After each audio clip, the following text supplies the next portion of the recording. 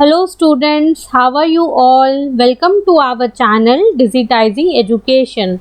Today we'll start with the 5th chapter of Honeysuckle book, class 6. We have already done till 4th chapter, so today we'll start with the 5th chapter. So the name of the chapter is A Different Kind of School. A school which is different, which is not like other school. It has something different. So before you read, do you know these words? If you don't, find out their meanings. So students, there are few words given over here.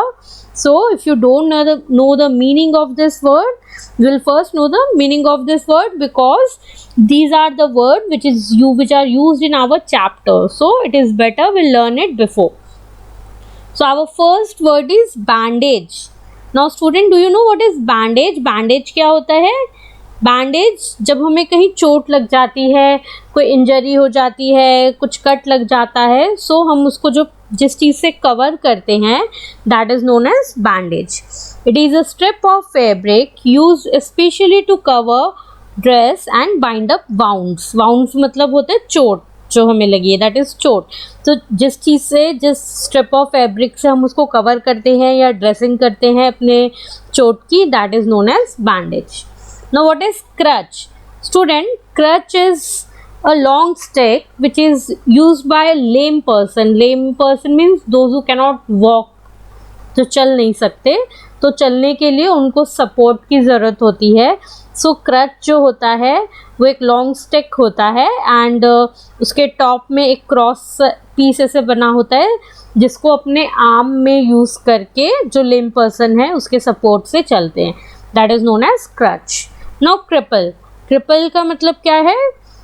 Someone like जो ठीक से चल नहीं सकते या move नहीं कर सकते, those people are known as cripple. Honour. Honour is high respect. Okay, किसी को रेस्पेक्ट देना, like we should always respect to our teacher. We should always give honour, should be like we should give honour to our teacher. That is your honour. Misfortune. It is like bad luck. Anything हम कहते हैं ना, मिसफॉर्चुनेटली accident हो गया या मिसफॉर्चुनेटली ऐसा कोई incident हो गया, so that is your misfortune, bad luck. Something bad when happens we tell it as misfortune. System. System is a method, एक प्रोसीजर, किसी चीज़ को करने का कोई तरीका, प्रॉपर जो वे होता है, that is system, right? Like when you go to school, there is a system, there are some rules, some procedure you follow. You go to the prayer, you go to your class, in the lunch break you have your lunch. So there is some system, a set of principle or procedure according to which something is done. That is your system. Look at the pictures in this unit and guess in what way this school may be different from other school. Okay, so let us see the picture. See the picture. So क्या देख रहे हैं हम picture में? There is a school, there are some flowers and there are lots of flowers actually, and there is a girl and the girl has covered her eyes with a bandage and there is a small boy who is holding the hand of that girl. Okay, so let us see the chapter. I had heard a great deal about Miss Beam's school, but not till last week did the chance come to visit it. तो इसमें कह रहे कि मैंने miss beam के school के बारे में बहुत कुछ सुना हुआ है, बट लास्ट वीक जब मुझे वहाँ जाने का चांस मिला, मैं वहाँ पे गया. So when I arrived there was no one in sight but a girl of about 12. तो जब मैं वहाँ पे गया, so there was no one in site, मतलब कि वहाँ पे कोई भी नहीं दिख रहा था. इन साइट मतलब students to be seen. Insight means to be seen. So जब मैं वहाँ पे गया तो मुझे कोई भी नहीं दिख रहा था, बट एक गर्ल थी वहाँ पे जो अबाउट 12 ईयर्स की थी. Her eyes were covered with a bandage. जो उसकी आंखें थी वो बैंडेज से कवर्ड थी. So we have already seen in the picture कि उस गर्ल की आईज बैंडेज से कवर्ड थी. So let us see. And she was being led carefully between the flower beds by a little boy who was about 4 years younger. तो वो जो girl थी उसको एक लिटिल बॉय था, एक छोटा सा बॉय था जो उससे 4 ईयर यंगर था। तो गर्ल जो थी वो 12 ईयर की थी और जो बॉय था वो उससे 4 ईयर यंगर था, मतलब 4 ईयर्स छोटा था। तो वो उसको बहुत, उसकी गर्ल की आईज में बैंडेज बना हुआ था और वो जो बॉय था वो उसको बहुत केयरफुली लेके जा रहा था। कहाँ से? फ्लावर बेड से, क्योंकि वहाँ पे बहुत सारे फ्लावर्स थे, तो it was like a flower bed. तो वो वहाँ से केयरफुली उसको लेके जा रहा था। She stopped and it looked like she asked him who had come. He seemed to be describing me to her, then they passed on. तो वो रुकी और उसने बोला लगता है कि कोई आया है। तो फिर उस बॉय ने बताया कि हाँ, कि कोई आया है और फिर वो चले गए। Miss Beam was all that I had expected, middle-aged, full of authority, yet kindly and understanding. तो मिस बीम वैसी ही है जैसे मैंने सोचा था। मिडिल एज है उनकी और फुल ऑफ अथॉरिटी, सब कुछ उन्होंने कंट्रोल किया हुआ है, संभाला हुआ है, बट वो बहुत काइंड है और बहुत अंडरस्टैंडिंग है। काइंड मतलब लाइक बहुत फ्रेंडली है और सब कुछ बहुत समझती है। Her hair was beginning to turn grey and she had that kind of plump figure that is likely to be comforting to a homesick child. तो उनके जो हेयर्स हैं, उनके जो बाल हैं, अब वो ग्रे हो रहे हैं, अब वो वाइट हो रहे हैं, मतलब ग्रे हेयर्स आ रहे हैं उनके। एंड उनका जो फिगर है वो प्लम्प फिगर है। प्लम्प फिगर मतलब थोड़ा फैट है, थोड़ी सी वो हेल्दी हैं। And I asked her some question about her teaching method which I had heard were simple. तो मैंने उनसे उनके टीचिंग मेथड्स के बारे में, वो कैसे पढ़ाती हैं, क्या करती है, थोड़े बहुत क्वेश्चंस किए, क्योंकि मैंने सुना था कि वो बहुत सिंपल है। No more than is needed to help to learn how to do things. Simple spelling, adding, subtracting, multiplying and writing. The rest is done by reading to them and by interesting talks, during which they have to sit still and keep their hands quiet. There are practically no other lessons. तो अब जब उसने teaching method के बारे में पूछा तो Mrs beam ने क्या आंसर किया? No more than is needed to help them to learn how to do things. तो उनको ज़्यादा कुछ हेल्प की ज़रूरत नहीं होती, उनको सिर्फ बताना पड़ता है कि चीज़ों को कैसे करना है।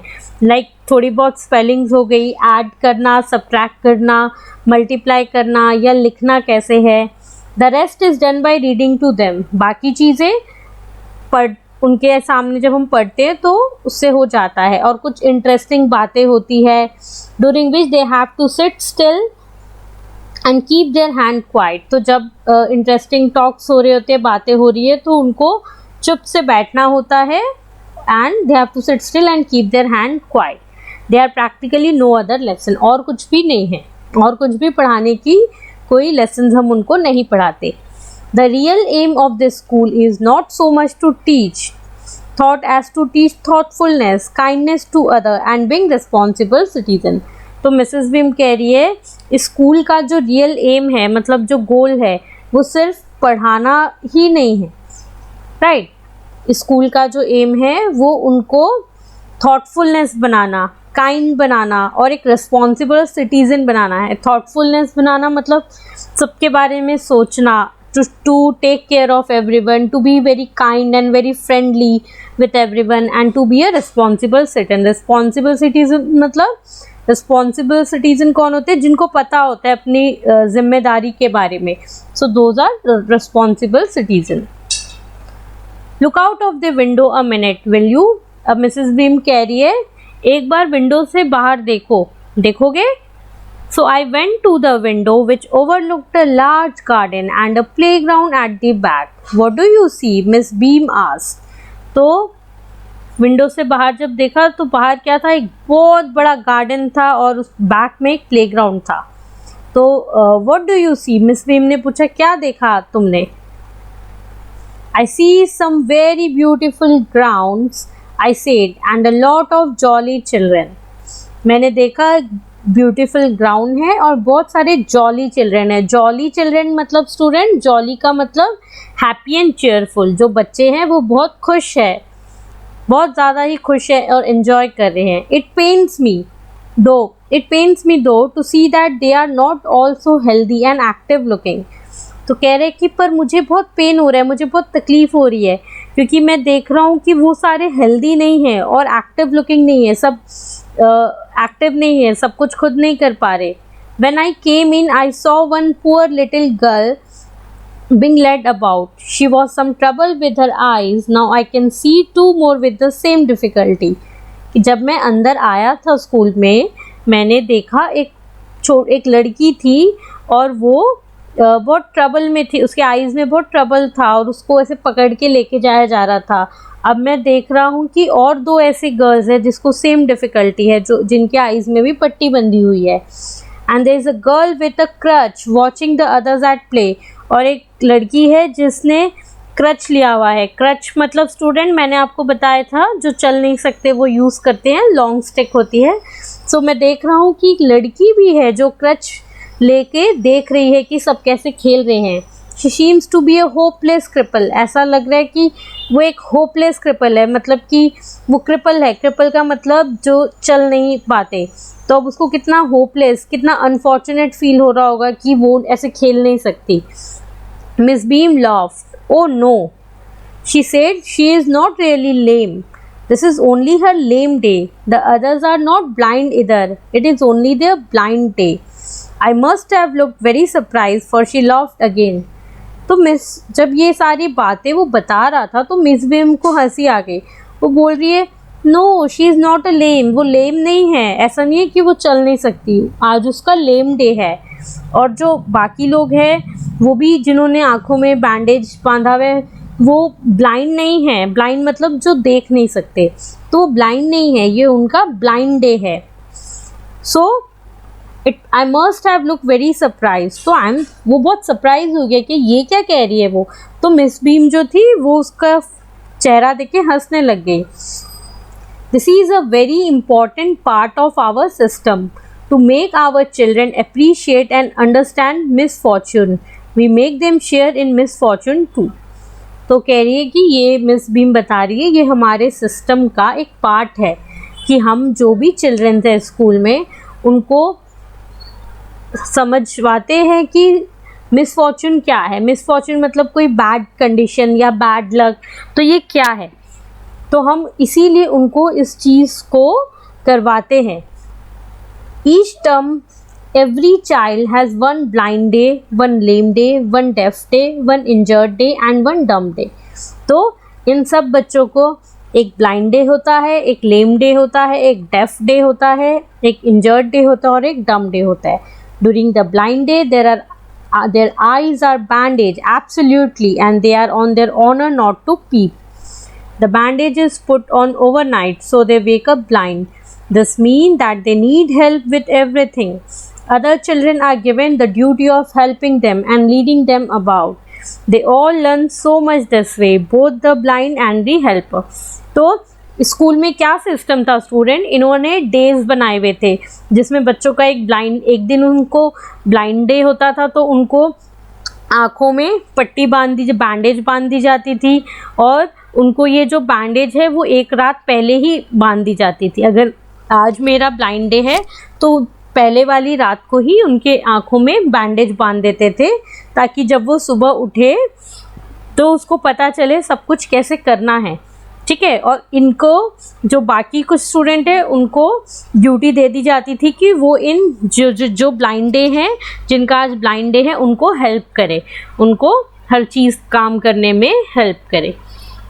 सो इस तरह से वो बहुत कुछ सीखते थे. जो ब्लाइंड बनते थे वो भी और जो हेल्पर्स थे वो भी. और उनको इतना भी नहीं अलाउड था कि वो पीप करे मतलब स्टूडेंट होते हैं झांकना. तो लाइक वो ऐसा नहीं कि वो अपनी पट्टी हटा के देख सकते थे, नहीं देखते थे वो, क्योंकि उनका वो ब्लाइंड डे होता था. वो ऑनेस्टली करते थे उसको. There is no misery about it, Miss Beam continued. Everyone is kind and it is really something of a game before the day is over, though. Even the most thoughtless child realizes what misfortune it. तो वो कह रही है कि इसमें कुछ बुरा नहीं है. मिस बीम कह रही है सब कोई बहुत काइंड है और ये एक गेम की तरह का है, और जब दिन इनका जो ख़त्म हो जाता है तब जो स्टूडेंट, जो चाइल्ड जो किसी के बारे में सोचता नहीं है, उसको भी समझ में आ जाता है कि मिसफॉर्चून क्या है। जब वो ब्लाइंड बनता है, जब वो लेम बनता है, या जब वो डम बनता है, तो उसको पता चलता है कि जो ऐसे लोग होते हैं उनके लिए कितना मुश्किल है। So the blind day is of course really the worst, but some of the children tell me that the dumb day is the most difficult. कह रही कि ब्लाइंड डे बहुत डिफ़िकल्ट है क्योंकि आपके आंखों में पट्टी बंधी है, आप कुछ देख ही नहीं सकते, तो आप चीज़ें कैसे करोगे। बट वो कह रही है, कुछ स्टूडेंट्स कहते हैं कि डम डे जो है वो और भी डिफ़िकल्ट है। डम डे मतलब स्टूडेंट, डम वो होते हैं जो बोल नहीं सकते। तो कह रही है कि बाकी कई स्टूडेंट्स ऐसा कहते हैं कि जो डम डे है वो बहुत डिफ़िकल्ट होता है। We cannot bandage the children mouth, so they really have to exercise their willpower.